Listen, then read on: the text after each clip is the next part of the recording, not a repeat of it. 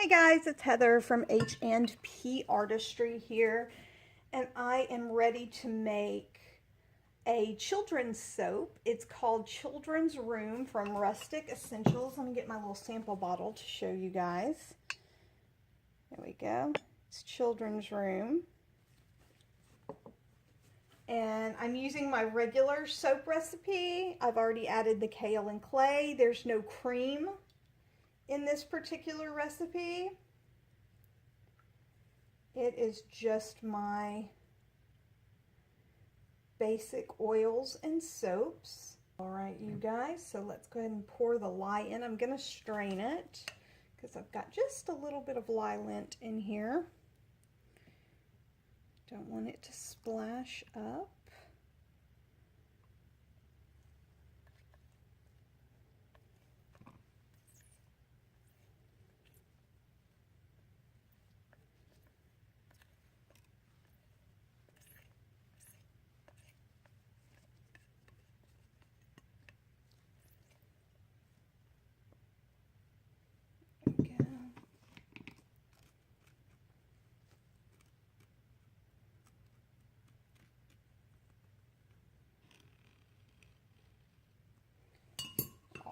There we go.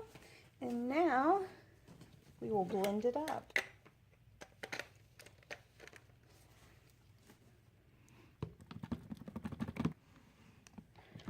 All right, let's mix it up. I am using a smaller container this time because the mold I'm using uses less oil.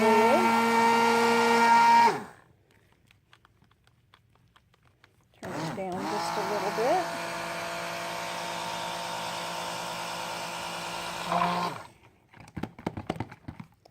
Okay, and then I'm going to add my fragrance oil. Some of the reviews said that the fragrance oil accelerated. Some reviews said that it did not accelerate. So it's going to be one of those, I guess, where we shall see kind of situations. Because I've not used this fragrance oil. This is sort of a test batch for me.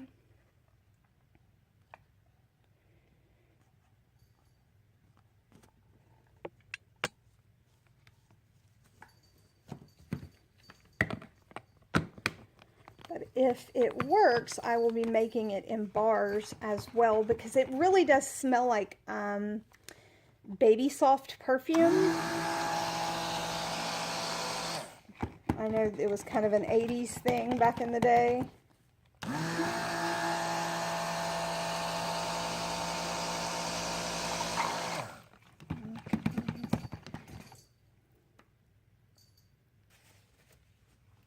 Okay guys, the colors I'm going to use are Alpine Green from Nurture Soaps and Green Vibrance from Nurture Soap. I just want it to have kind of a layered effect to the color so that it sort of looks like dinosaur scales or skin or, you know, that kind of a thing.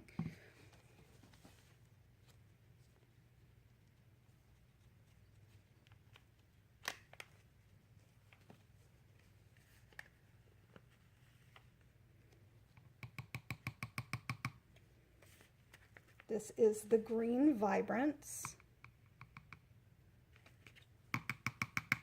in the larger container. And I'm doing the Alpine Green in the smaller one.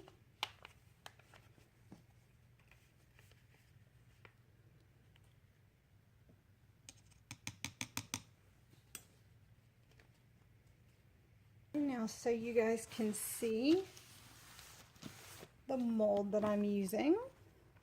It's right here with all the different types of dinosaurs in it. And I'm going to pour everything in here. It's starting to thicken up a little faster than even I anticipated. But I'm going to do an in the pot swirl.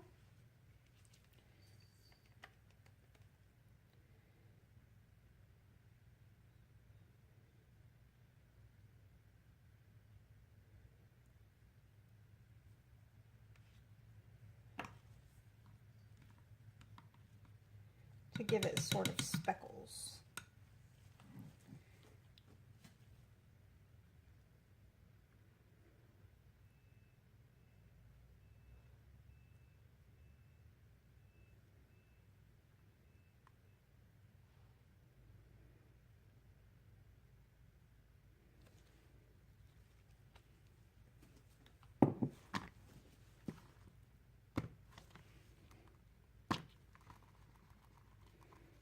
tamp that down. Oh, I think they look really good. I'm excited.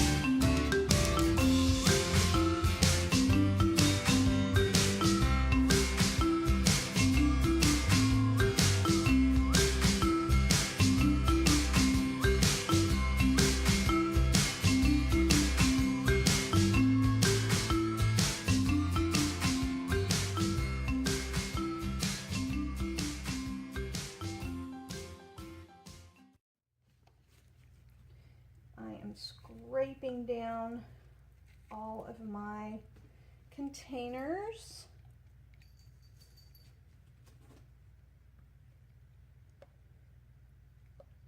I don't want to lose even a little bit of soap. I use every bit I possibly can.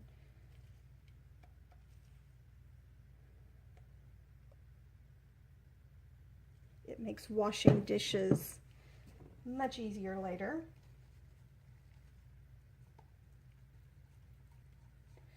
And of course, you always want to let your soaps sit and saponify before you wash them, your containers that have had the soap in it, because you definitely don't want that soap saponifying in your pipes. That's never a good thing.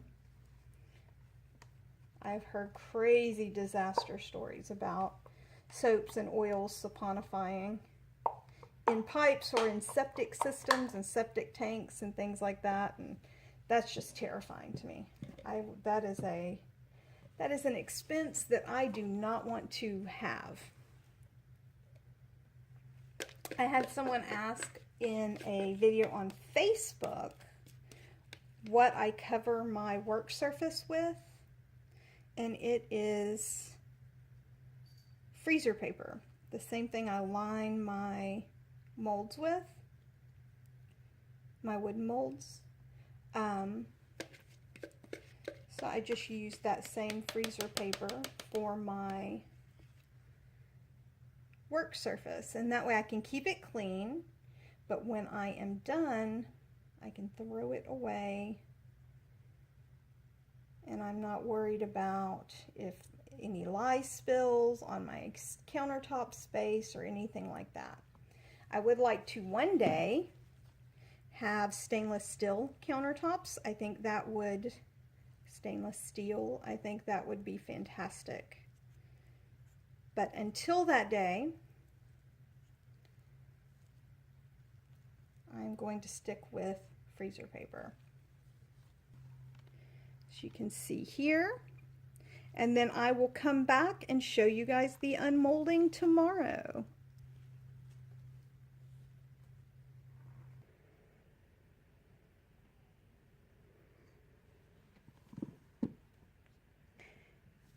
Hey guys, I am back. I am trying to be a bit quiet. It's really, really early in the morning and everybody in my house is asleep. I already took out my hearts and they were a bit sticky the first time I tried to take them out, if you guys can see that. Got a little bit tacky, so I waited a little bit longer and they came out really beautifully. Now for the dinosaurs, I actually put them in the freezer for a little bit to make sure they would pop out cleanly. And there we go. Check out the T-Rex. Looking super cool.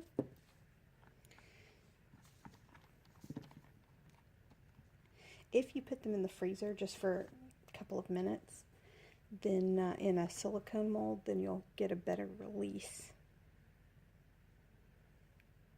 See if you guys can see that. It even has a little eye.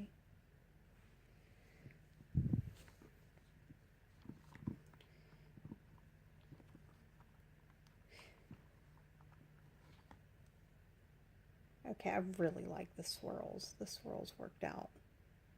See, eye in that one too.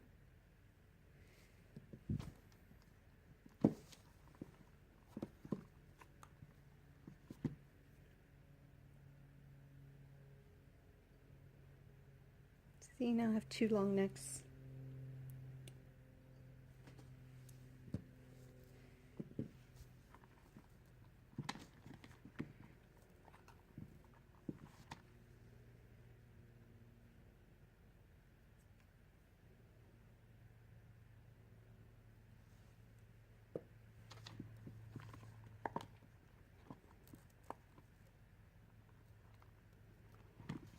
There we go. My other T-Rex.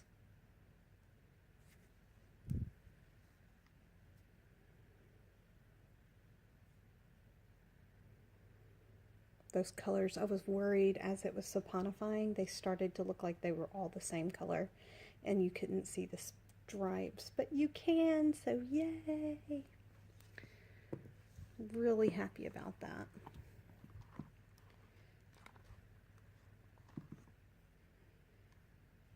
Go. These two guys. I don't remember what these were called.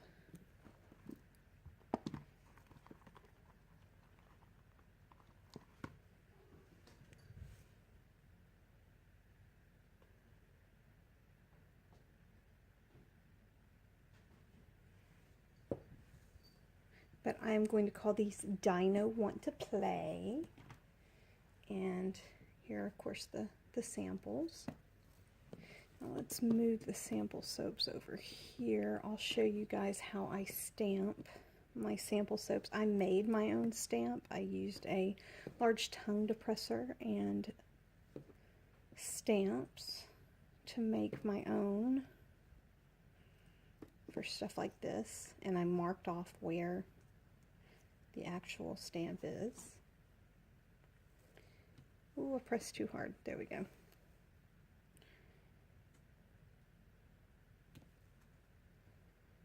And I just stamp them. Oh.